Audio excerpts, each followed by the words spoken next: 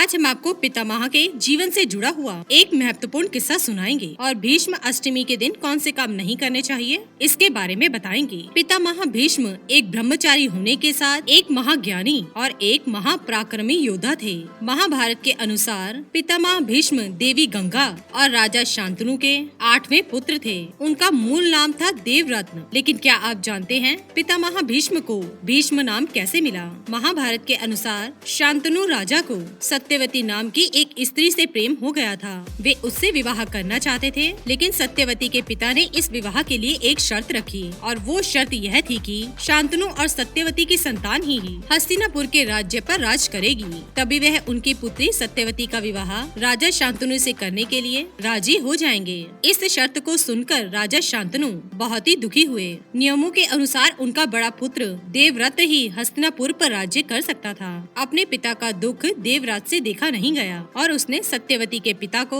वचन दिया कि वे हस्तिनापुर के राजा नहीं बनेंगे और महाराजा शांतनु और सत्यवती की संतान ही हस्तिनापुर पर राज करेगी। इतना कहने के बावजूद भी सत्यवती के पिता इससे संतुष्ट नहीं थे। उन्होंने कहा, आप राज्य नहीं करेंगे, लेकिन जब आपकी संतान होगी तो वो जरूर भविष्य में राज्य प्राप्त करने की कोशिश करेगी। ये सुनकर देवव्रत ने समस्त देवी देवताओं को साक्षी मानकर यह प्रतिज्ञा की कि वह आजीवन ब्रह्मचारी ही रहेंगे। यह प्रतिज्ञा बड़ी ही भयंकर थी। इस एक प्रतिज्ञा ने संपूर्ण भविष्य को बदल कर रख दिया। जो काल ने भविष्य रचा था वो एक ही दिन में बदल गया और समय की धारा किसी और दिशा में बहने लगी। अगर पितामह भीष्म ने यह प्रतिज्ञा नहीं की होती तो आज महाभारत का इतिहास कुछ और ही होता।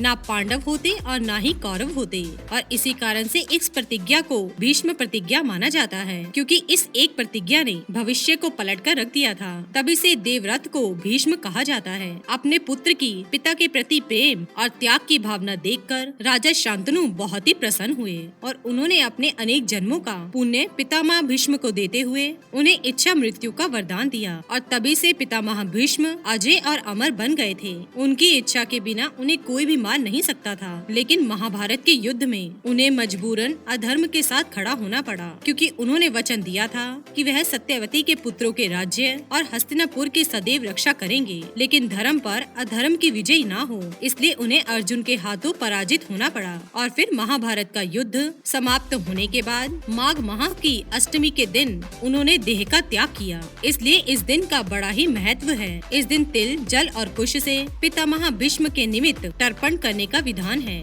मान्यता है कि ऐसा करने से मनुष्य के सभी पाप नष्ट हो जाते हैं। इस व्रत के प्रभाव से पितृदोष से मुक्ति मिलती है। महाभारत के अनुसार शुक्ला अष्टमा तु माघस्य दग्ध्याद् भीष्माय यो जलम संवत्सरकृत पापनम तत्क्षणात् देवो नक्षति। जब मनुष्य माघ शुक्ल अष्टमी को भीष्म के निमित्त तर्पण, जलदान आदि करता है, उसके 1 साल के पाप नष्ट हो जाते हैं। इस दिन अगर आप व्रत रखते हैं तो आपको बुद्धिमान एवं तेजस्वी संतान की प्राप्ति होती है। तो आइए जानते हैं पितामह ने युधिष्ठिर को क्या ज्ञान दिया था और कौन से काम ना करने के लिए कहा था। पहली बात है स्त्री का सुख। भीष्म पितामह ने बताया कि स्त्री का पहला सुख उसका सम्मान होता है। उससे घर में लक्ष्मी का वास रहता है। जहाँ पर स्त्री प्रसन्न रहती है, जिस घर में स्त्री का सम्मान ना हो और उसे कई प्रकार के दुख दिए जाते हो, उस घर से लक्ष्मी सहित अन्य देवी देवताओं भी चले जाते हैं। बेटी और बहू का सम्मान। पितामह भीष्म ने बताया कि जिस परिवार में बेटी और बहू का सम्मान नहीं होता है, उसे दुख दिए जाते हैं। वो परिवार कभी भी दुख से पार नहीं पा सकता।